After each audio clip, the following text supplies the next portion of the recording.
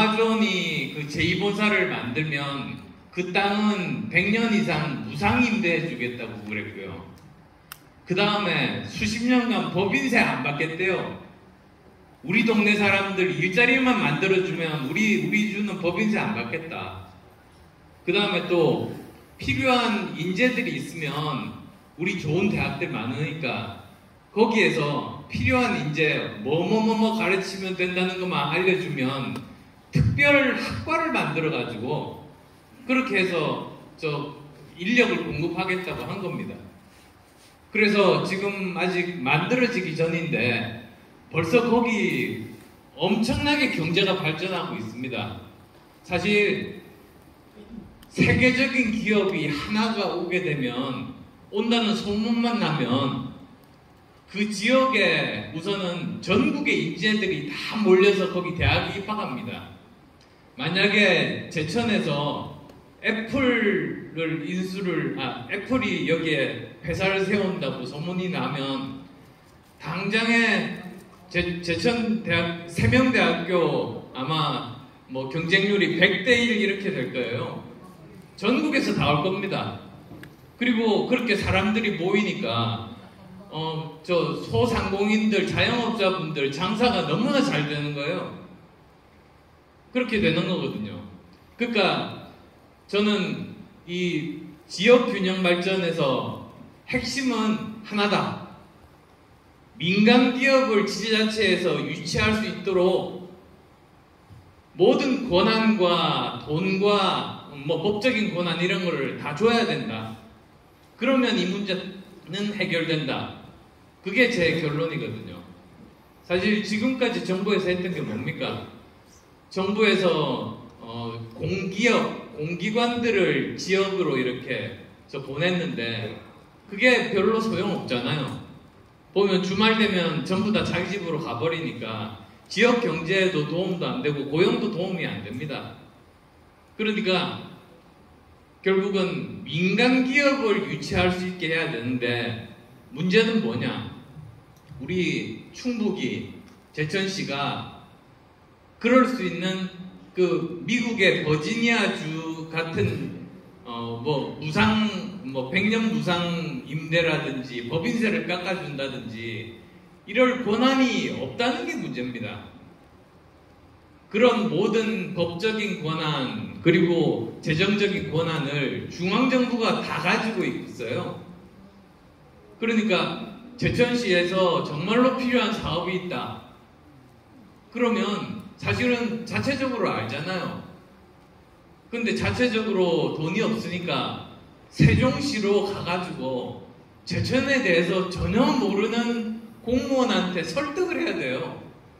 그러니까 이게 말이 안 되는 거 아닙니까? 오히려 제대로 돈을 다 주면은 제천시에서 알아서 제일 필요한 일에다가 제일 효과적으로 쓸 텐데. 그래서 지금 중앙정부가 다 가지고 있어요.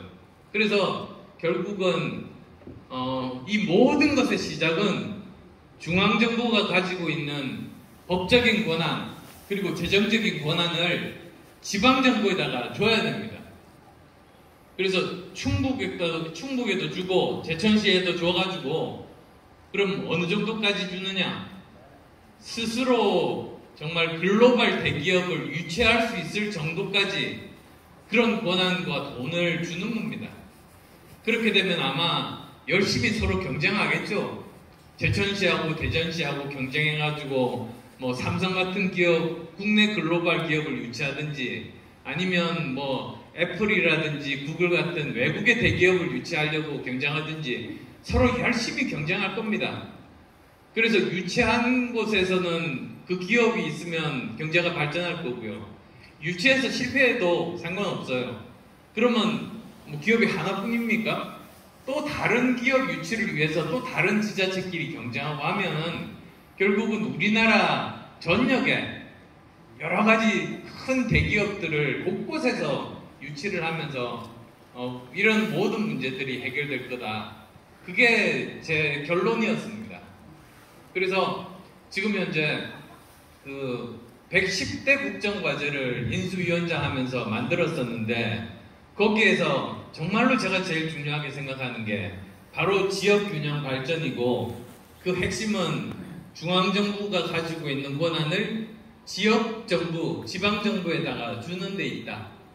이제 그게 결론이거든요. 자, 그러면 이게 결론은 빤한데 왜 안 되느냐? 결국 국회 때문입니다. 저 보시면 아시겠지만 사실은 개혁의 골든타임은 대통령 임기 1년차 때 개혁의 골든타임이라 그러잖아요. 근데 지금은 헌정사상 최악의 여소야대 때문에 지금 6개월 동안 법 한 개도 통과를 못했습니다. 이런 거는 대한민국 헌정 역사상 처음이거든요. 그래서 저도 결심했어요. 윤석열 정부의 개혁의 골든타임은 2024년 총선 때 우리가 일당이 되면 그때 찾아온다.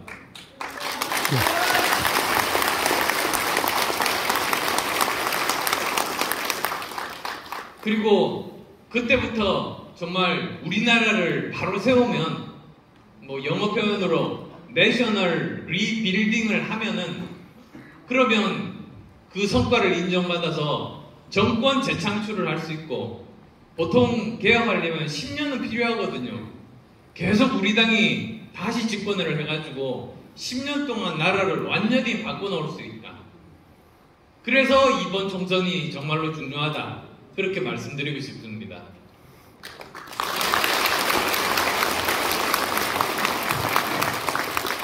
자, 그런데 이제 좀 경고 신호가 있습니다. 그것도 말씀드려야 될 것 같아요. 우리가 긴장을 해야 된다는 걸 말씀드리고 싶은데요.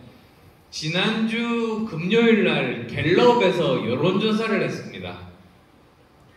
보면은 정당 지지율은 우리나 민주당이나 비슷합니다. 근데 제가 처음 보는 문항을 집어넣었더라고요. 혹시 보신 분이 계시는지 모르겠는데, 다음 총선에서 국민의힘이 다수당이 되기를 바라는 사람 36%, 다음 총선에서 민주당이 다수가 되기를 바라는 사람 49%입니다. 그거 한번 다 찾아보세요. 인터넷에서 금방 찾을 수 있습니다. 그래서 이제는 위기감을 가져야 됩니다. 근데 그래서 왜 그런지를 찾아봤어요. 도대체 어디선지 보면은 흔히들 보수, 그리고 진보, 중도 이렇게 성향들을 나누잖아요. 그래서 그 통계까지 거기 다 나와 있거든요. 그래서 보니까 보수는 당연히 우리가 다수당이 되기를 원하고요. 뭐 진보는 민주당이 다수당이 되기를 원해요. 그래서 거기에서는 차이가 없는데 문제가 중도더라고요. 중도에서 70% 정도가 윤석열 대통령이 당선됐을 때 중도가 70% 정도 윤석열 대통령을 지지를 해서 정권 교체가 됐거든요. 지금 그 숫자가 바뀌었습니다. 지금 중도에서 10몇 % 정도만 우리가 다수당이 되기를 원하고 있는 거예요. 그러니까 이제는 분명히 해야 됩니다. 사실 1번만 계속 찍는 분들 선거운동 할 필요 없지 않습니까? 2번만 찍으시는 분들도 선거운동 사실은 필요 없습니다. 문제는 이 중도라고 하는, 그러니까 경우에 따라서 1번을 찍거나 2번을 찍는 사람들이 어떤 기준으로 사람을 선택하는지를 보고 거기에 집중적으로 우리가 선거운동을 하고, 또 주위의 분들 중에서 중도에 해당되는 분들 많이 계실 거 아닙니까? 그분들을 설득하는 논리를 가지고 계셔야 돼요. 그래야 우리 당이 이길 수 있습니다. 자, 제가 10년 동안 중도에 대해서 연구를 했습니다. 그래서 많은 언론인 분들이 저보고 그러시더라고요. 한국에서 중도 지향하면서 10년 살아남은 유일한 정치인이라고. 그렇게도 말씀하시는데 저는 그래서 결국은 만약에 우리 당 지지자가 50%가 넘으면 중도 신경 쓸 필요 없어요. 그냥 이겨요. 근데 그렇지가 않다 보니까 중도와 손을 잡아서 이겨야지 되는 거 아니겠습니까? 그것도 민주당도 마찬가지예요. 민주당도 다행히 50%가 안 넘으니까 여기도 또 이제 자기 자력으로는 못 이기는 겁니다. 그래서 이제 중도 특성에 대해서 제가 연구를 많이 한 결과 간단합니다. 제일 중요한 판단 기준이 1번 찍을지 2번 찍을지 중요한 판단 기준이 3가지. 첫 번째가 능력입니다. 유능한 사람, 누가 경제 문제 해결하고 누가 우리 지역의 교통 문제, 교육 그리고 발전을 시킬 수 있는 사람인가? 누가 유능한 사람인가? 능력이 제일 1번입니다. 그 다음 두 번째는 도덕성입니다. 누가 부정부패 안 할 사람인가? 그 다음에 또 세 번째, 누가 헌신적인 사람인가? 그러니까 옛날에 로마 시대 때 그런 이야기 있죠. 전쟁 나면은 귀족 계급이 먼저 나가서 전투에서 싸워서 목숨을 잃거든요. 그리고 또 주위에 어려운 사람들이 있으면 그 사람들 최부잣집 보면은 쌀 광을 열어가지고 배고픈 굶주린 사람들, 동네 주민들 먹여 살리거든요. 그걸 노블리스 오블리제라고 하는데 사실은 그게 보수의 본질입니다. 보수가 뭡니까? 나라가 안정되게 하는 것을 바라는 사람들이잖아요. 그러면 이 어려운 사람들 폭동이 일어나지 않게 그 사람들 먹고 살 수 있게 도와주고 나라를 지키기 위해서 외적이 침입해오면 목숨 바쳐서 나라 지키고 그게 보수 아니겠어요? 그래서 사실 어떻게 보면 제가 보면은 유능함, 도덕성 그리고 이런 헌신 이게 사실은 보수의 가치하고 굉장히 상통합니다. 그래서 우리가 제대로 일만 잘하면 인정을 받으면 지금 지난주 금요일날 갤럽 조사는 그렇게 나왔지만은 오히려 저는 다음 누가 당대표가 되든 목표를 다음 총선에서 다수당이 국민의힘이 돼야 된다는 여론을 50% 이상 끌어올려야 된다. 저는 그렇게 믿습니다.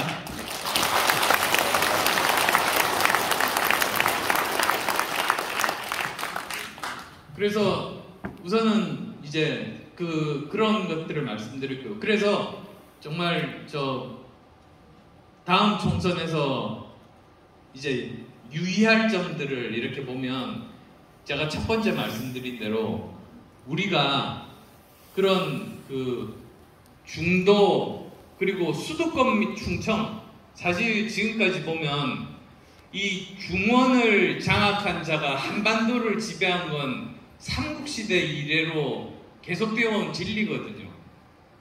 그래서 우리 충청과 수도권이 제일 중요합니다. 이미 호남과 영남은 어느 정도 구도가 정해져 있기 때문에 중원에서 이겨야 된다. 그러려면 이 중도 표심을 제대로 잘 잡아야 된다. 그래서 정말로 우리가 이런 유능함을 보이고요. 유능함을 보인다는 게 정부도 그렇고 그 다음에 우리 정당도 유능한 정책 정당으로 거듭나야 됩니다. 요즘 2030들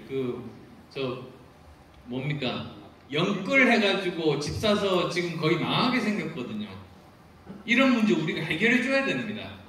그래서 제가 오늘 여기 사실은 제천으로 오면서 워낙 긴 거리니까 글을 하나 써서 페이스북에다가 올리고 왔어요. 그게 정말 연끌에서 이자도 못 내고 할 수 없이 손해보면서 집을 팔아야 되는 이 젊은이들을 어떻게 도와줄 수 있을 것인가. 거기에 대한 것인데요. 그런 게 정말로 중요한 정책들 아니겠습니까? 그래서 이제 그런 유능함을 보여줘야 되고, 그 다음에 우리는 이제 민주당 정체가 다 드러났잖아요. 바깥으로만 깨끗한 척하고 다 보면은 썩어 빠진, 우리는 다르다. 이제 그걸 보여줘야 되고, 그 다음에 진짜 헌신. 제가 제 입으로 말씀드리는 그렇지만, 저는 지난번에 대구에서 코로나 사태 때 의료봉사하러 목숨 걸고 갔거든요. 그런 의원들이 우리 당에 많이 나와야 되고요. 그리고 또 제가 제 재산 절반 기부한 거 혹시 아세요?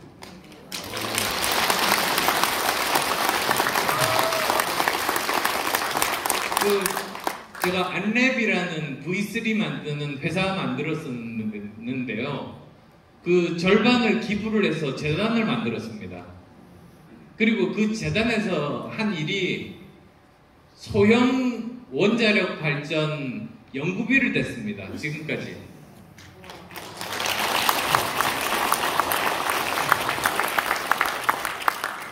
그렇게 한 이유가, 아니 원자력 발전 이게 우리 미래의 먹거리고 중요한데, 저 문재인 씨가 대통령 되면서 연구비를 다 끊어버렸어요. 그러면 안 되잖아요. 그래서 제가 다 그 연구비를 대서 명맥을 유지를 시킨 겁니다.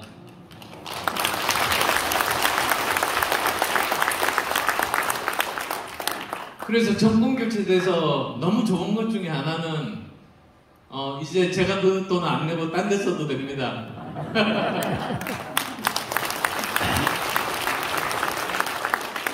네, 그런 게 다 노블리스 오블리지 아닙니까? 그런 모습들을 우리 당이 많이 보여줘야 된다. 그게 이제 첫 번째고요. 두 번째로는 저는 공천 파동은 없어야 된다고 생각합니다. 민주당에서 우리 당 보고 하는 말이 3연속 공천 파동 정당 이렇게 말하거든요. 이런 일이 다시는 없어야 돼요. 그러려면 사실은 이기는 공천을 해야 되는 겁니다. 그러니까 그 지역에서 오랫동안 뿌리를 내리고 그 지역 발전을 위해서 자기 인생을 바치고 자기 능력을 보여주고 그 지역에서 명망 있고 존경받고 정말 열심히 당원들 모으고 이런 분이 공천을 받아야지, 엉뚱하게 전당대회 많이 나오신 분들이 어떤 경우는 신세진 사람들이 많으니까 당대표가 되면 멀쩡한 현역 의원 그냥 자기 친구로 갈아버려요. 그러면 완전히 우리는 분열되고 민주당은 하나니까, 그래서 우리가 지는 거 아니겠어요? 그래서 다시는 이런 일이 없어야 된다. 제대로 정말 그 여의도 연구원 정말 개혁해서 그 현역 의원도 그렇고 그 다음에 당협위원장들도 그렇고 그 지역에서의 명망 평판이라든지 실적이라든지 당원 숫자라든지 여러 가지 그 지표들이 있지 않습니까? 그런 걸 가지고 객관적으로 정말로 자격이 있는 사람을 공천을 해야지, 그냥 무조건 자기 친구, 그 지역에 살지도 않는 자기 친구를 갑자기 공천을 하는 이런 일이 있으면, 이러면 또 필패입니다. 그래서 그런 일은 절대로 없어야 된다. 그래서 어떤 분들은 언론사에서는 오늘 아침에 저 인터뷰를 하나 했는데 질문 중에 하나가 그거더라고요. 당에서 아직 뿌리가 약한데 어떻게 이번에 저 대표 선거 치를 거냐고 해서 제가 두 가지 설명을 했어요. 우선 첫 번째는 저는 봐줄 친구 없다고. 저는 그 지역에서 제대로 인정받는 사람 이기는 공천할 거다. 그거는 자신 있다고 우선은 말씀을 드렸었고요. 그리고 또 저는 지금까지 총선을 직접 지휘해서 성공해본 유일한 현역 의원입니다. 지난 2016년에 그때 국민의당 창당해가지고 38석 만든 게 삼김 이래 제일 큰 규모의 정당이거든요. 그건 저 중도 민심들을 모아서 그렇게 만들었는데, 지금은 이제 우리 당을 그 중도가 지지하게 만들면 우리는 거의 확실하게 이길 수 있는 거 아니겠습니까? 저는 그 일하는데 제 모든 걸 다 쏟을 겁니다.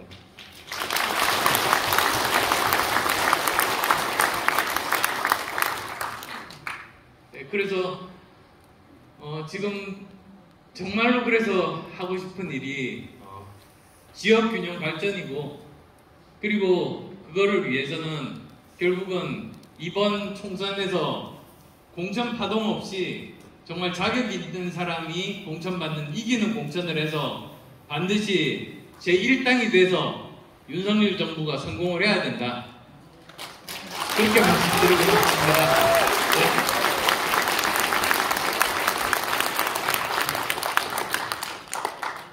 혹시 뭐 질문 있으신 분 있으시면 아무 질문이나 좋으니까 한두 개 정도 하시면 제가 답변 드릴까 합니다.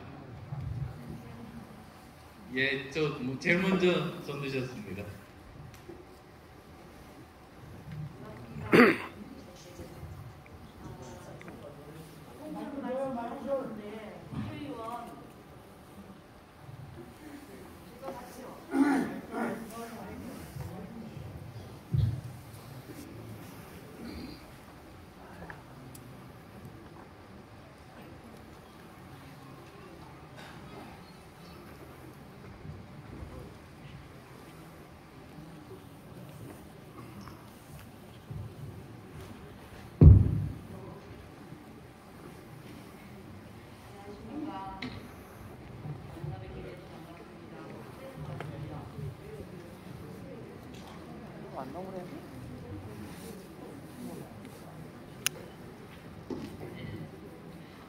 국민의힘에서 전국적으로 국민들이 참 그동안에 참 도와주기는 도와줘야 되는데 국회의원들께서 너무 참 한마디로 강단 없이 하시니까 많이 국민들이 그동안에 많이 실망을 했습니다. 근데 제가 듣고 싶은 이야기를 너무 참 듣고 보니까 너무 감사하고요. 앞으로 그 말씀대로 해주시면 대단히 감사하겠고, 또 하나 어쨌든 전통적인 국힘당이 돼야 되니까 국민들은 바라는 것이 민주당에서 뭐 안다고 끌어들여가지고 민주당 뭐 이렇게 해가지고 불려들여가지고 분란이 많이 나고 하니까 전통적으로 하신 국회의원님들을 많이 배출해냈으면 하는 그런 국민들은 많은 바람을 갖고 있습니다. 이상입니다.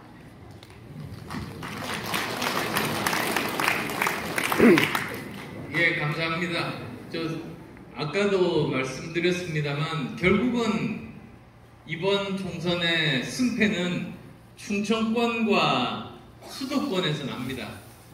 거기에서 절반 이상 우리가 이겨야만 우리가 다수당이 되는 겁니다. 그래서 그걸 위해서 정말 최선을 다하겠다는 말씀 다시 한 번 더 드리겠습니다.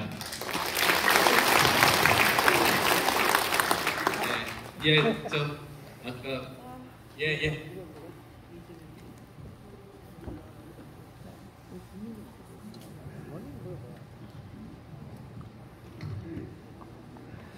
안녕하십니까. 저는 동문시장에서 사양업을 하고 있는 종일입니다. 근데 제가 장애인인데 지금 그 민주당 정부에서 장애인들에게 포주기 복지를 해서 장애인들을 전부 다 그 잘못된 길로 지금 해서 그 표만 얻으려는 그런 잘못된 그 복지를 하고 있거든요. 그래서 이게 정말 우리 정부, 어느 정부가 하든 이게 잘 되려면 이 포주기 복지를 하기 전에 교육이 있는 복지, 교육이 우선 되는 복지를 해야 나라가 살 수 있고 국민이 살 수 있다. 또 자영업자가 살 수 있고요. 그래서 이제 정말 윤석열 정부에서는 좀 교육이 앞선 복지를 해줬으면 하는 바람이 있습니다. 감사합니다. 대통령께서도 지금 의지가 굳으신 게 본인이 3대 개혁은 반드시 해내고 싶다고 그게 이제 본인의 의지이기도 하고 그걸 담아서 우리 110대 국정과제를 인수위 때 만들었습니다. 그게 바로 교육개혁 그리고 또 노동개혁 연금개혁입니다. 그러니까 그 세 가지가 사실 하나도 쉽지는 않습니다. 워낙 이해관계자들이 많기 때문에. 근데 지금 우선은 우리가 열세인 이런 국회 상황에서 제도적으로 바꿀, 사실은 연금개혁 같은 거는 이게 제도가 바뀌어야 되거든요. 그러니까 아마도 총선 이후에 본격적으로 우리가 주도권을 잡으면 이게 제대로 돌아갈 것 같고요. 노동개혁은 어느 정도 우리가 행정력과 공권력을 동원해서 어느 정도 할 수 있습니다.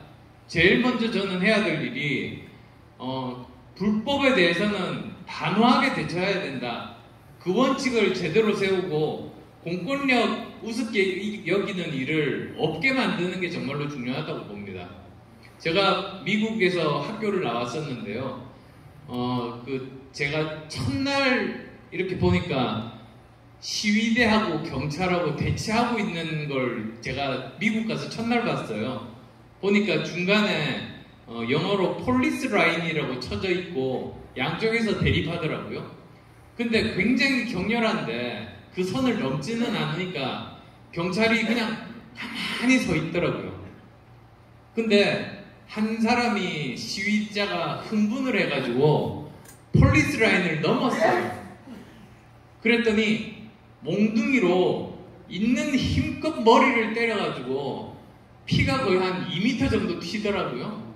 그래서 제가 너무 좀 충격을 받아가지고 그 정도면 한국의 신문의 일면에 날만한 거 아닙니까? 그 다음날 아침에 그 필라델피아 신문들을 다 뒤져봤는데요. 기사 한 줄 안 나왔습니다. 왜 그러냐? 그게 정상인 겁니다. 규칙을 어겨서 벌을 받는 게 너무나도 당연한 공권력 행사이기 때문에 신문에 기사화될 가치가 없는 거예요. 그래서 그게 선진국입니다. 저는 그거부터 해야 된다. 그러면 있는 법 가지고도 정말 지금 막 나가는 민주노총 우리가 제대로 제어할 수 있다. 저는 그렇게 생각합니다.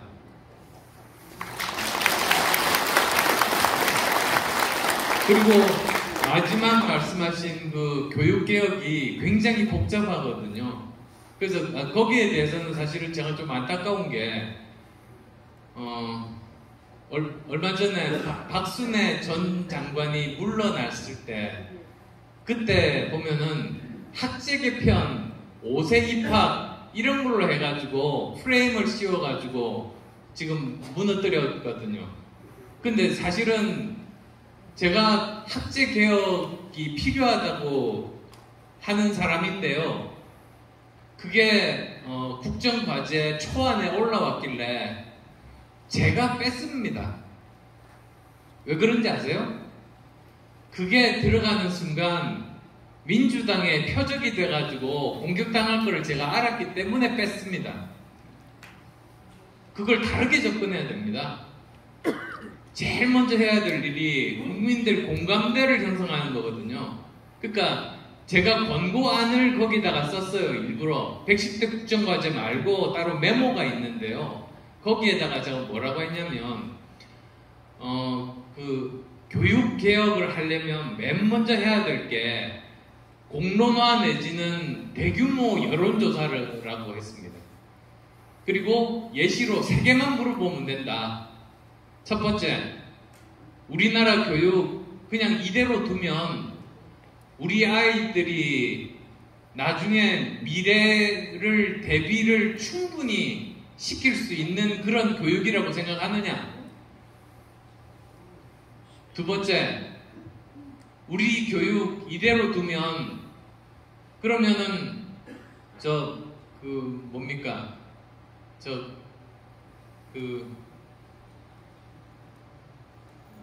여성들이 제대로 자기 경력을 이어가지 못하고 경력 단절이 되지 않습니까? 그 경력 단절 문제를 과연 해결할 수 있게 될 것인가? 세 번째로는 우리 교육 이대로 두면 사교육비가 줄어들 수 있는 것인가? 이렇게 물어보라 그랬거든요. 그럼 아마 90%의 국민들이 셋 다 아니라고 할 거예요. 이대로 그냥 두면 사교육비는 늘어나죠. 경력 단절은 더 심해지죠. 우리 아이들 미래에 대해서 살아갈 전혀 다른 바뀐 세상에 대해서 준비도 못 시키는 교육이거든요.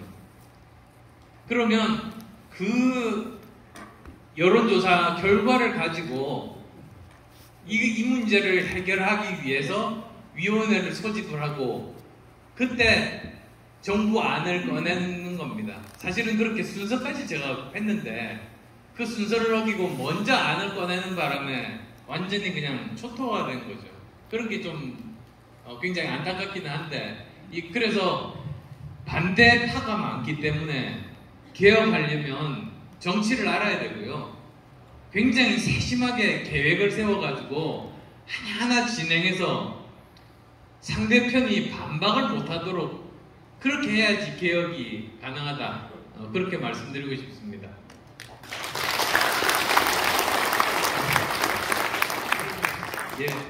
예정된 시간이 거의 다 됐기 때문에 그럼 이 정도로 제가 제 시간을 마치도록 하겠습니다. 굉장히 해주셔서 감사합니다.